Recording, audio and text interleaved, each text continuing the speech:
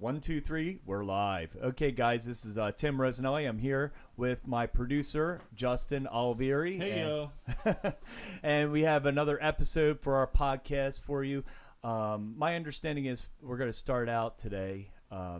Justin has something for me, and he didn't want to tell me what it was before because he just kind of wanted to get my opinion on it, kind of off the cuff, shooting from the hip. So it's for the older generation versus the younger generation. Oh, great. So I guess I'm the older generation. Yeah. Oh, wait, before we get into that, I got a great story. I was with my mom, and, I went with my nephews down to the city, and we were waiting at the train station. My mom was buying tickets for us all, and she pointed at me and said, I get a senior ticket.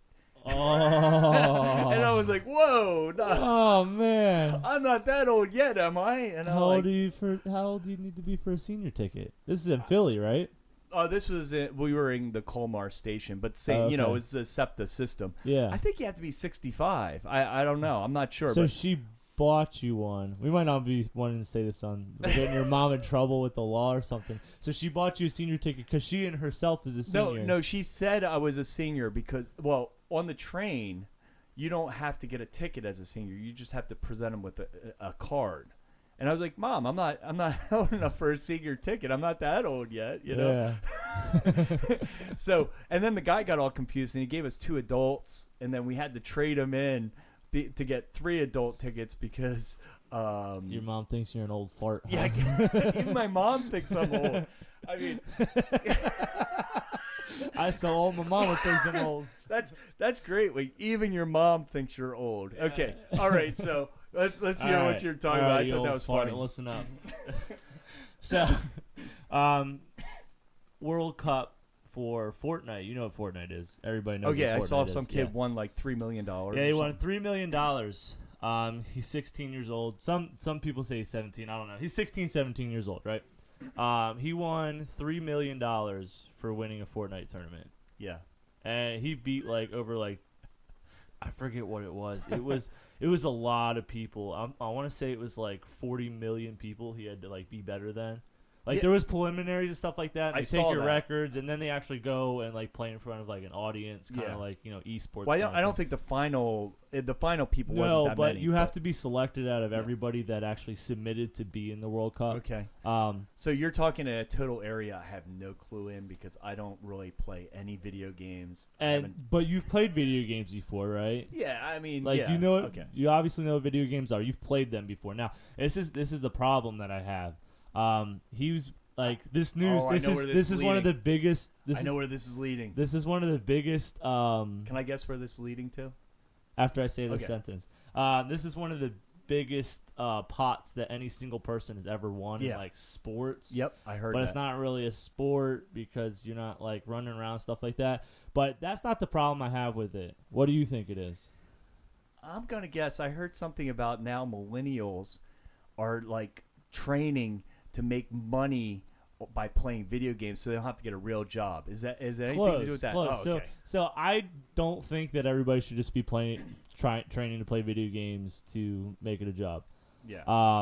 Obviously, everybody who's good at video games can go on Twitch and make tons of money. There's people who literally make millions of dollars a year just having people watch them play video games. Yeah, but that seems like the new dream for kids. Yeah, it used to be YouTuber. Now it's Twitch streamer. Yeah.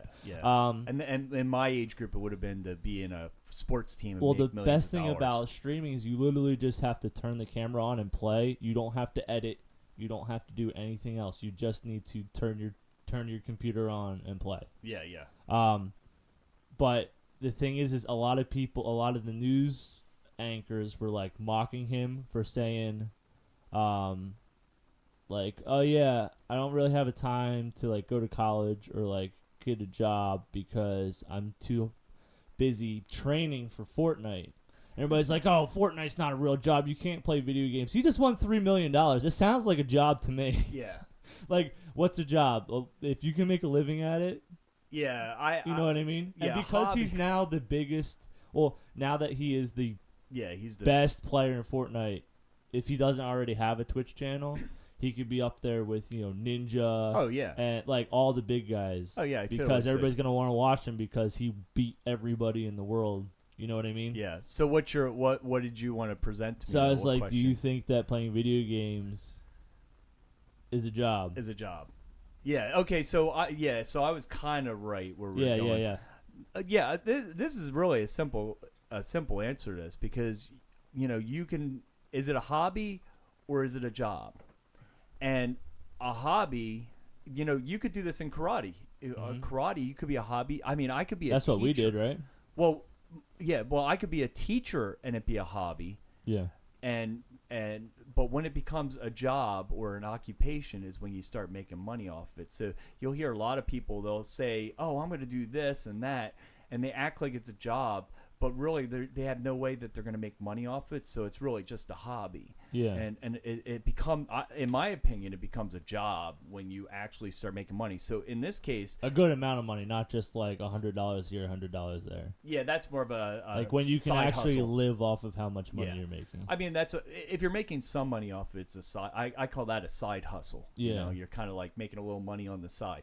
Now, this kid making $3 million on Fortnite, I mean, he could bank that money and never work again. Oh, yeah, for sure. So on top of where he can go with that promotion of just being the best Fortnite player in the world. Yeah. Because Fortnite's still huge. Oh, yeah. There's 2 million people that just watched live, let alone all the Fortnite has a YouTube channel and they put that up on YouTube and it's already got millions of views and stuff like that. And the next new game can come out. This kid probably has some skills that are transferable to another video game. Yeah. I'm sure these kids. I don't know much about it, but I'm sure these guys that are good at one video game, they can really segue easily. Yeah, into any another. kind of first-person shooter, they could probably get the hang of. Yeah, because you just have to be accurate and stuff like that. That kid could make a lot of money. I personally think it's a job at that point. If you can go and make $3 million, unless it was a fluke that he won for some reason and he can't do it again. No, I've seen the videos. He's just really good. Yeah, he's like lightning fast with everything.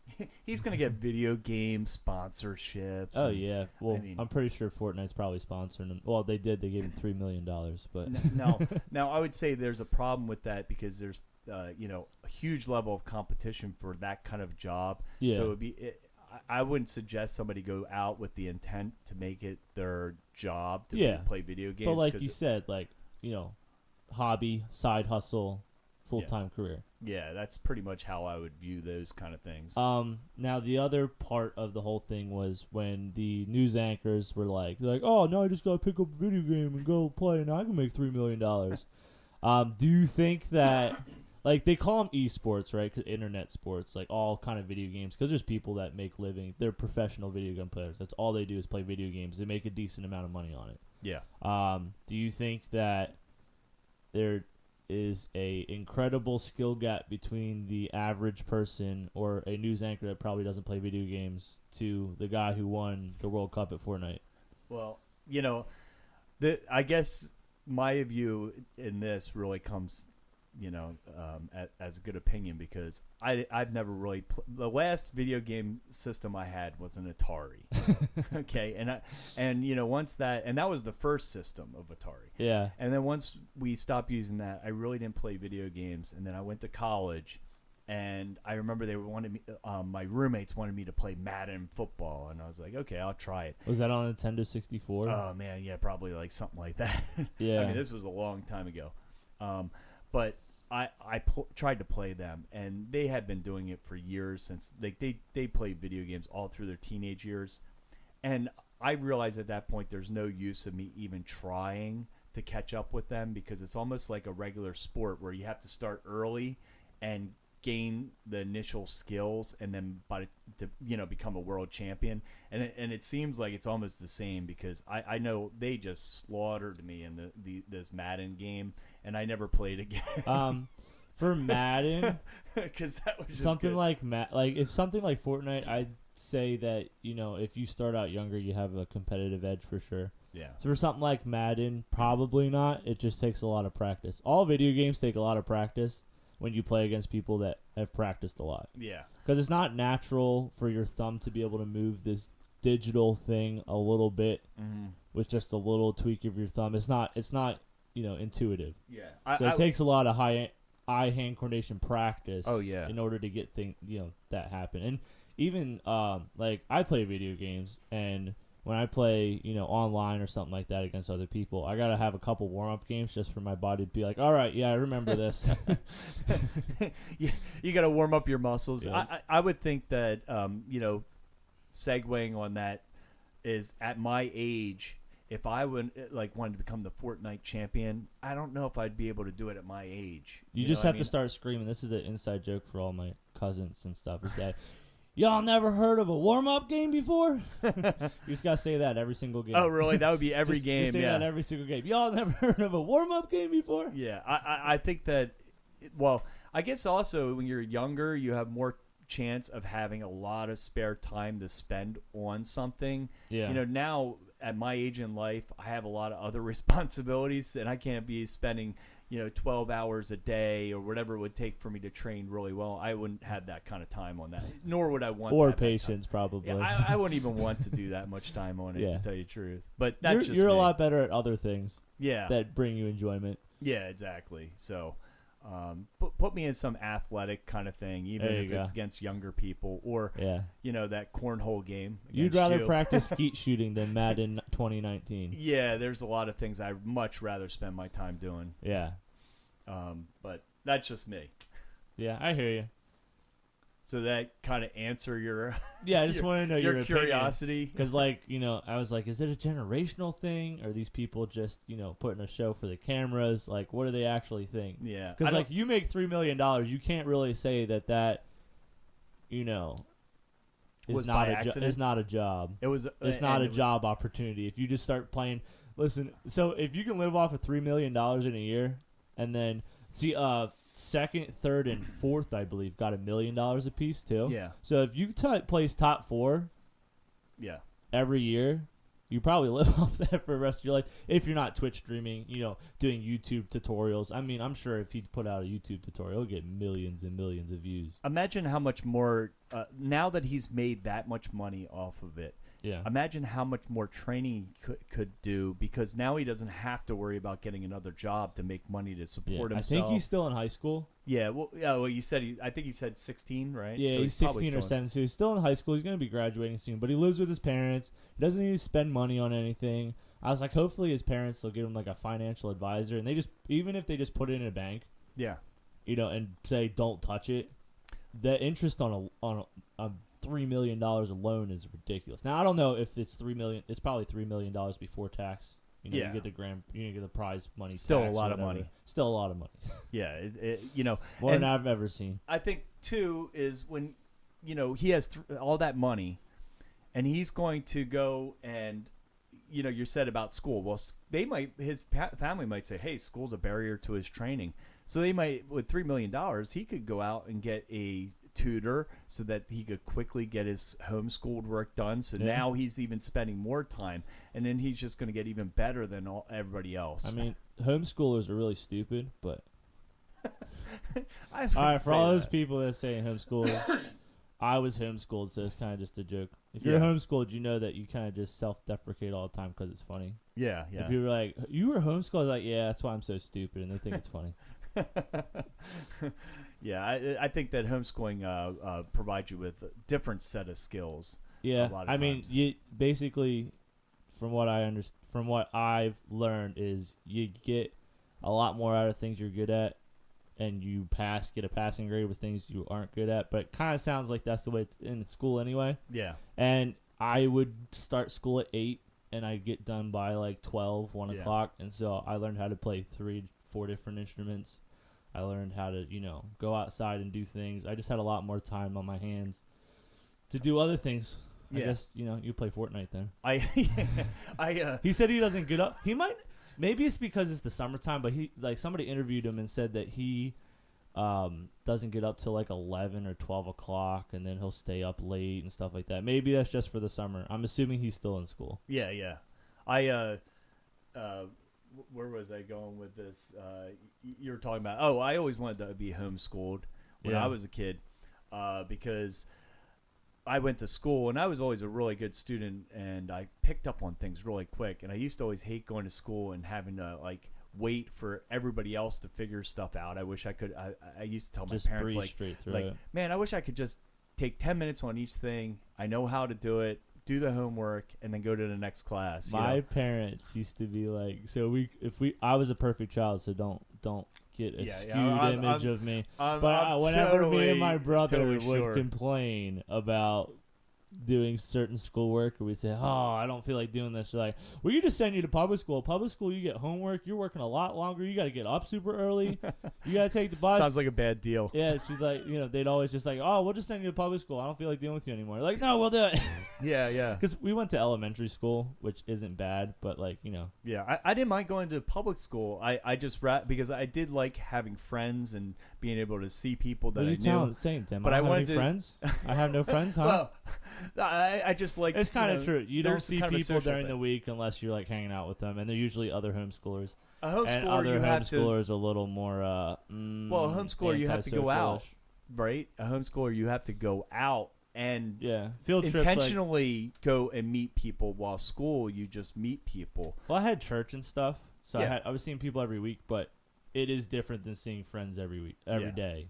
Yeah, and you would still have friends after school, kind of Yeah. that kind of thing, Mhm. But yeah, I always wanted to be homeschooled. It's not a bad gig. Well, let's go in a little into what happened my week. So, you knew I just already mentioned how I went down to the city with my nephew. I have Yeah. a nephew that's up for a week, and we did a lot of cool things. We went tubing down to Delaware, and we went to Philly. But the other thing was we did a little disc golf, and I know you're really into it. Yeah, I let you borrow my discs. Yeah. He let me borrow the cheap discs that he was worried that They were misprints, so they were like $5-6 a piece. He didn't let me have the good ones because he was afraid I was going to throw them and lose them. But successfully, more Colin than you. Oh, I was like, he's okay. just gonna My lose nephew. them. I got him like the pink one and the bright orange one and stuff. I was like, maybe he won't be able to lose these in the forest as well. Yeah. I would brag about beating my nephew, but he's 15 and my mom, and beating my mom. But I don't know if that would be appropriate. But it was a lot of fun. It was Although first your time. mom was doing handstands like a couple years ago, so I wouldn't count her yeah. out. That's right. Yeah, She put a hole. I gotta tell this story real quick. All yeah, right, go so ahead. This is a good one. How old was your mom then? Well, my mom's in her 70s, so yeah, so she she's was probably she's in her like 70s. early 70s, I think, and she comes in and she's like, Justin, I have a job for you. I was like, uh-oh, I did something. Tell her what the activity was. I will. She comes in, she's like, Justin, I have something for you to do. I was like, uh-oh. She looked like kind of like upset. I was like, did I do something? And she's like, so come here. And so she takes me to the kickboxing room, and there's a hole in the wall. And I was like, how'd this get here? She's like, I was doing a handstand, and I put my foot through the wall. I was like, oh, man. I was like, and she's like, what? Are you mad at me? I was like, By the way, I think that's awesome. I said, I want to be able to do that at 70, do a handstand, put my heel through the wall. Yeah. This was in a yoga class, by the way. Yeah, so yoga class. It They was were a doing yoga handstands class on the that wall. they were doing handstands. The funniest part about that whole yoga incident was that they were glad it was my mom because I can't yell at my mom for putting a hole in the wall. They thought we'd be upset. I just was like, oh, that's awesome. I have a feeling somebody else put the hole in the wall, and they just my mom just took blamed the my mom just took the blame so that I wouldn't be upset anymore. So I do it. They can't be mad at me. I wouldn't have been that upset, but that was a really funny thing. Yeah. But getting back into the disc golf, I really enjoyed it, and I kind of the type that likes anything that gets me outdoors. And but the thing about disc golf that I thought was interesting is the technique of it, and obviously my technique was horrible, even though I could throw it pretty far. My arm hurt the next day, which meant my technique probably would just sucked. But it's interesting I don't how know. I wasn't there. Yeah. I was working. Yeah, but the interesting part about the throw is it just reminds me of karate so much, and there's like kind of a rotation factor that we always talk about in karate, how you turn your hips to transfer the energy into the punch, and then there's a little bit of what you call it's called let me get this right. Elastic tension. That's when your lower body gets a little ahead of your upper body, and then that creates tension in your hips, which creates the whip that comes around at the end, and then everything connects the end to make your punch. And make sure you follow through and use your shoulders. Yeah. And it's like all the same stuff, and it's over and over again. I realized from doing karate all these years is that the skills that you learn in karate are just really transferable. They're everything you learn applies to every other sport. Yeah, it doesn't mean you're great at every other sport. No, but you get a lot of eye-hand coordination. You get a lot of you learn how to move your body better correctly, especially with the jiu-jitsu too. You learn how to manipulate other people's bodies just by feeling where they're pushing and stuff like that. Kind of like wrestling. Yeah. They're really good at just moving with and around other people. Yeah. I think karate is probably one of the best cross trainings that you could ever experience, because you can use it for so many different skills, whether it's the disc golf, whether it's throwing a baseball, or even when you shoot a bow and things. Some of the skills that you're getting from shooting a bow are the same that you're learning in the martial arts. And I guess that's why we always see a lot of our students go on and do really well in other sports too. And I think it's a lot because of the things that they're learning in the martial arts. We had Jacob. He likes playing hockey. He was one of our. Was he a black belt? Yeah. He was one of our black belts, and he was playing travel with kids that were like. You're talking about hockey? They were like 5-6 years older than him. Yeah. They're like, oh no, we want him as our goalie because he's that good. Yeah. Now, we can't take all the credit. I think he just had a lot of natural talent, but just his coach was saying how well his body movement was and how quick his reaction time was. Yeah. And, his parents like saying it was from karate, so we'll take it. Well, look at Maddie. Maddie is, in softball, and she was playing with people that were, a lot older than her too, and she's probably going to get a scholarship to college for softball just because she's so good at it. And even her parents said, that how karate really helped her advance her skills in and she was doing softball. Karate since she was little too. Yeah. She's done it, pretty much her whole life. Yeah. And everything. So you have so many examples of that. Karate even helps your brain though. Maybe it's not quite your brain, but more just like working mentality. Because like I said, I was homeschooled, and basically when I hit high school, you're basically just teaching yourself out of books. So you're reading the material and you're doing the work, and taking the test. And if you pass the test, then you did good. But, before karate, I started karate when I was 17. I think I just 16 or 17. 16 or 17.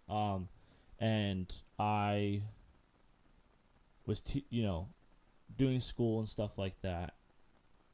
And when I started karate, after a couple months, I just started realizing that I'm getting my schoolwork done a lot faster, and everything just seemed to flow a lot better. I just was going through it. I wasn't getting stuck on as many things.